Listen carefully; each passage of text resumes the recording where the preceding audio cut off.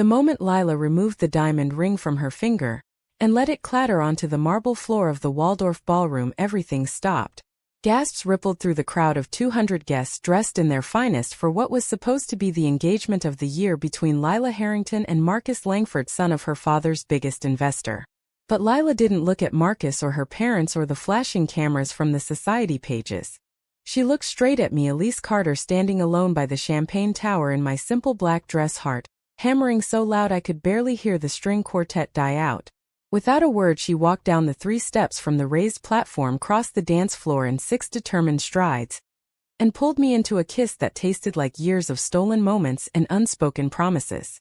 I had loved Lyla for 3 years in secret ever since we met at Columbia during a late-night study session in the library, where she confessed over lukewarm coffee that the pressure to be the perfect Harrington daughter was suffocating her. We built our world in quiet corners, Manhattan rooftops, weekend drives upstate where no one knew us. She was the heir to Harrington Global, a logistics empire her grandfather built after immigrating from Vietnam in the 70s. Her parents still clung to old-world values, family name above all, duty before desire.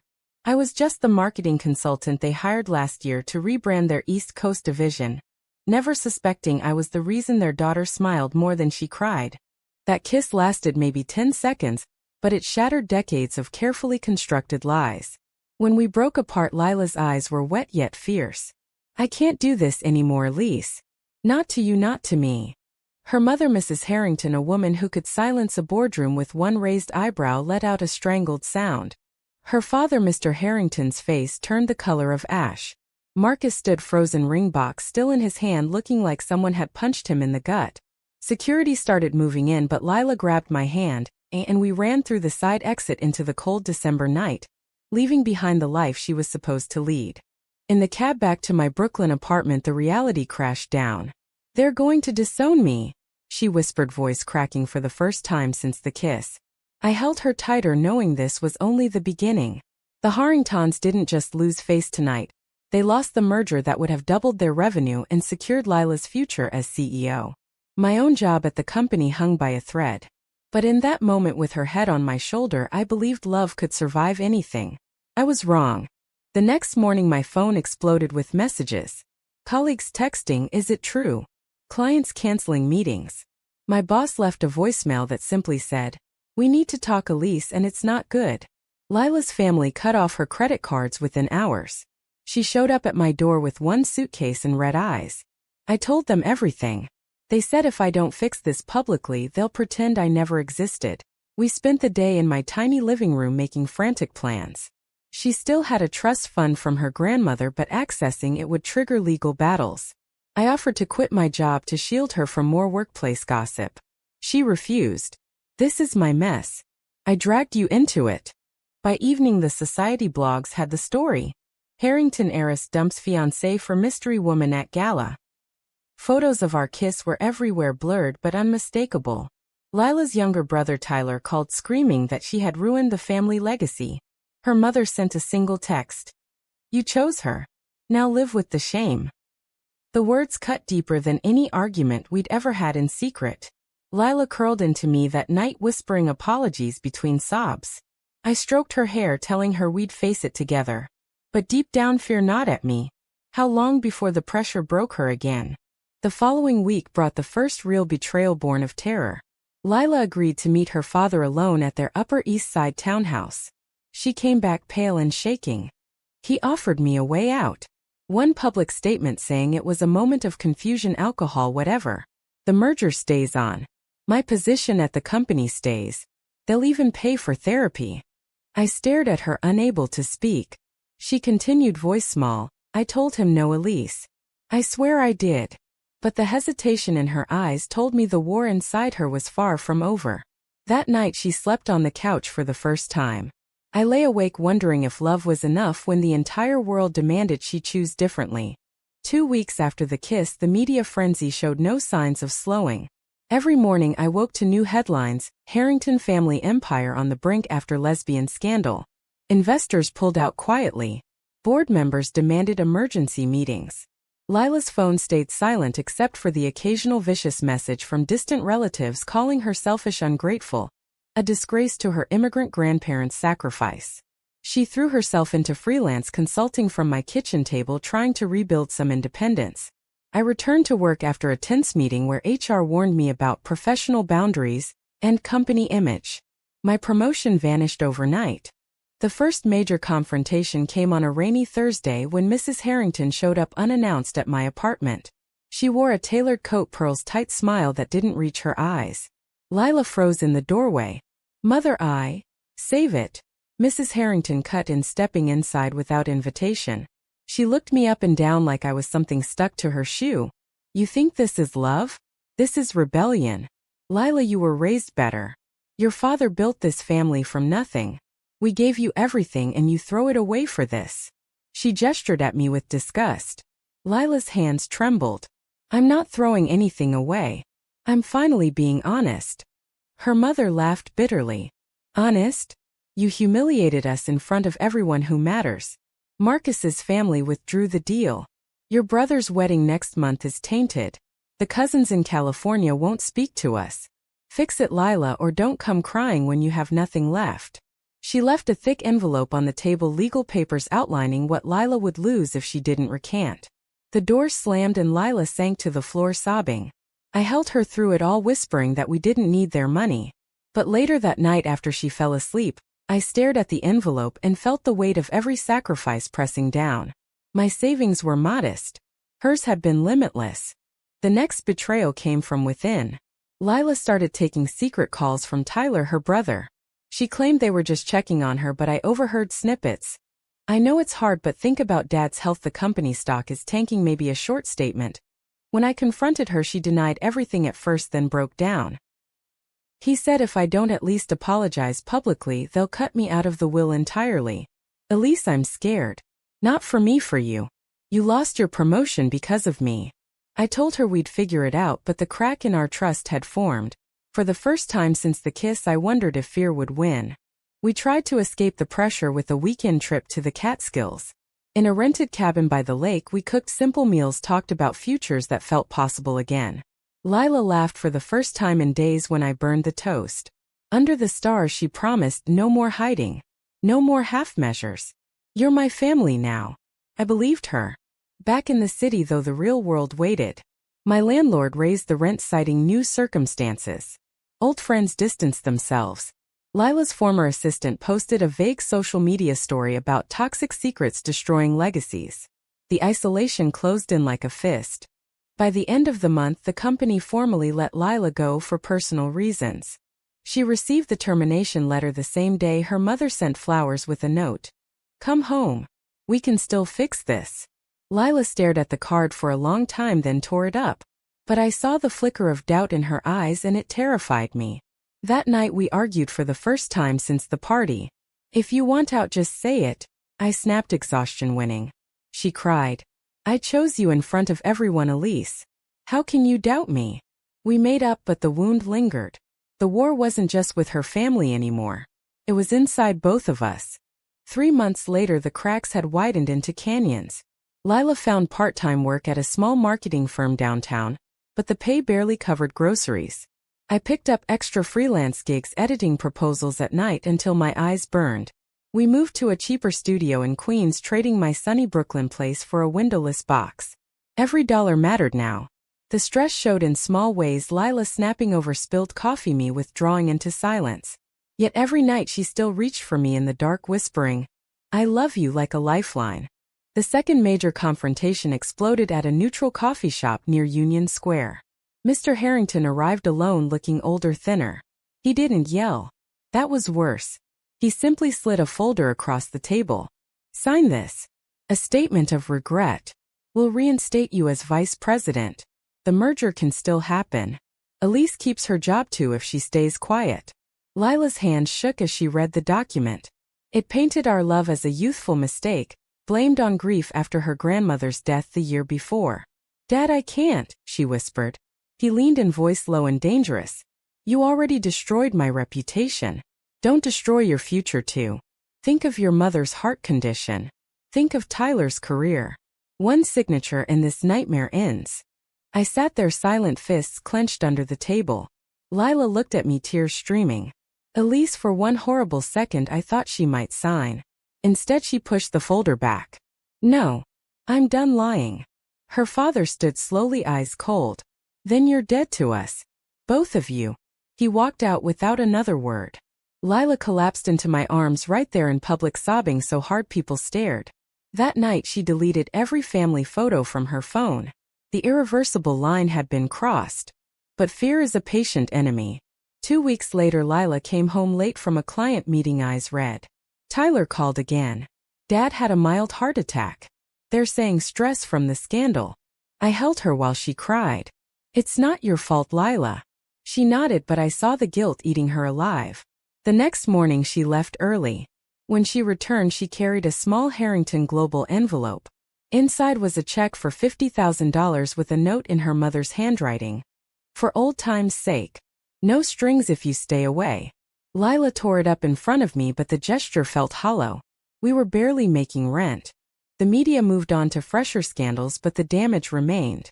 My former colleagues avoided eye contact in the elevator. Lyla's old friends unfollowed her online. We started therapy together through a sliding scale LGBTQ center. The counselor helped us name the betrayals, the fear, the grief. Yet outside that safe room the world kept demanding payment. One evening Lyla's phone rang, an unknown number. She answered on speaker. It was Marcus, the jilted groom. I just wanted to say I'm sorry for how things went down. My father forced the match too. If you ever need anything. Lyla hung up, tears falling. Even the man she publicly humiliated offered more compassion than her own blood. We celebrated our 3-year anniversary quietly with takeout and a candle. Lyla gave me a simple silver bracelet engraved with coordinates of the Catskills cabin where we once felt free. I gave her a framed photo of us on that rooftop the night she first said, "I love you." For a few hours the weight lifted. Then reality returned. The next day my landlord served eviction notice citing noise complaints that were obviously fabricated. We had 30 days. Lyla looked at me across the kitchen table and said quietly, "Maybe I should have signed that paper." The words hung between us like smoke. I didn't answer. I couldn't. Eviction day arrived with pouring rain. We loaded our belongings into a rented U-Haul, Lyla's designer suitcase next to my battered duffel, looking absurd together. Friends from the therapy group helped us move into a friend's spare room in Jersey City. The commute doubled. The arguments tripled.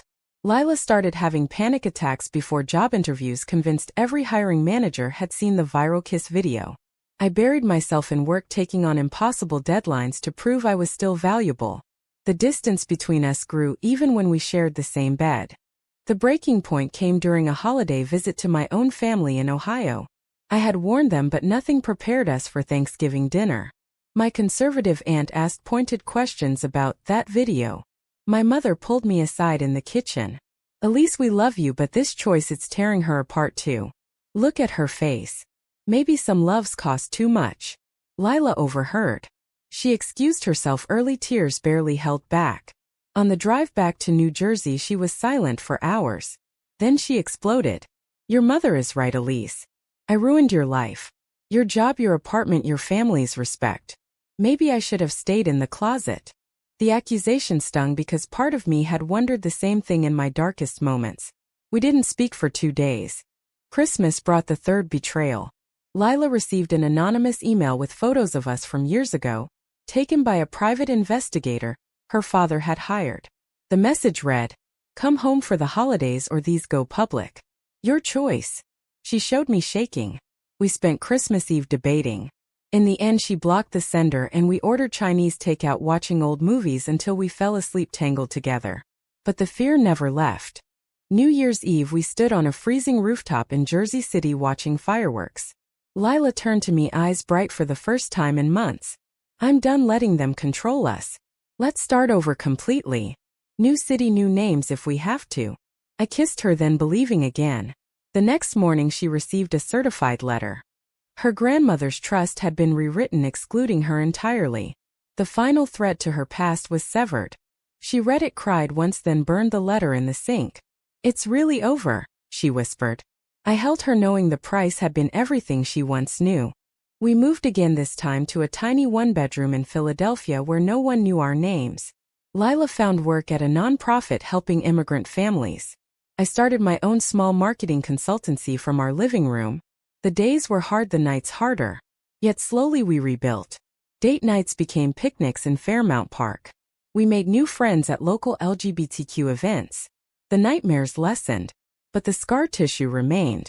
Lyla still flinched at the sight of luxury cars reminding her of home. I still checked my bank account, obsessively counting every dollar lost. 6 months in Philadelphia brought unexpected peace and new storms. Lyla's nonprofit work flourished. She helped launch a program for young queer immigrants navigating family rejection. Watching her speak at events filled me with pride.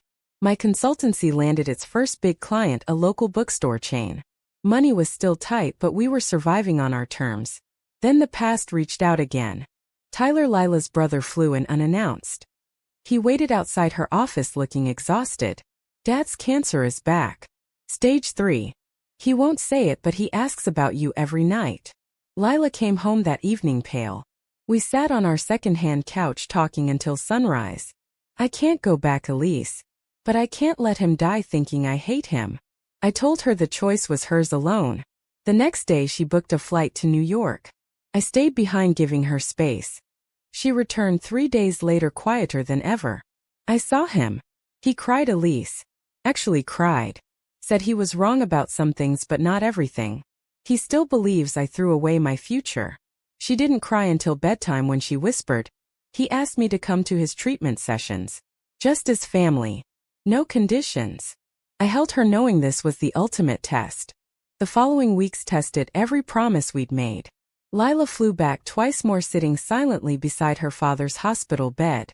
Each return brought new tension. She started sleeping less, eating less. One night she admitted, part of me wonders if I could have done both, loved you and kept them. Maybe I was selfish. The words landed like stones. We fought, then made love, then fought again. Therapy helped but couldn't erase the guilt. Her mother reached out next via email asking for a meeting in neutral territory. Lyla agreed on the condition I could come too. The cafe in Midtown was tense. Mrs. Harrington looked older, thinner. We lost the merger anyway. The company is restructuring. Your father, he's proud of the work you're doing in Philly. He won't say it, but I will. We miss you. Lyla's hand found mine under the table. I miss parts of you too, Mom. But I won't apologize for loving Elise. Her mother nodded once, tears in her eyes. Then maybe we learned to live with both. It wasn't forgiveness, but it was a door cracked open. We left the meeting exhausted yet lighter. On the train back to Philly, Lyla rested her head on my shoulder. I choose us, Elise. Every single day. But I'm done pretending the cost wasn't real. I kissed her forehead, knowing we had paid in full: reputation, career, blood ties, everything. The irreversible decision had been made the day of the kiss. Now we lived with its price. A year after the engagement party, we stood on the same Catskills cabin porch watching the lake reflect autumn colors. Lyla's father had finished his last round of chemo. He still hadn't welcomed me, but he sent a card on her birthday, no strings attached. Her mother called once a month, awkward conversations that ended in careful I love yous. The company survived without the merger, smaller but stable. Tyler even visited us once, bringing awkward gifts and questions about our life. Healing was slow, messy, and complete. We built something new in Philadelphia. I proposed on a quiet Tuesday evening with the same silver bracelet she once gave me, now engraved with our new coordinates. She said yes through happy tears. Our wedding was small, 20 friends in a park pavilion, no parents, no press, just love witnessed by those who chose us. Lyla wore a simple white suit. I wore a dress the color of the sky the day she kissed me in front of the world. When we kissed this time, no one gasped. They cheered. Looking back, the choice wasn't just about one moment in a ballroom. It was every day after, choosing truth over comfort, honesty over safety, us over them. We lost homes, jobs, inheritances, relationships. We gained each other whole and unafraid. The price was steep, but the freedom priceless. Lyla still carries scars. So do I. Yet every morning when she reaches for my hand across the bed, I know we would do it all again. The family honor she once protected with silence now lives in the quiet strength of our life together. The traditional world she left still spins, but we spin in our own orbit, unapologetic. True or false? Family honor is always worth more than living your truth?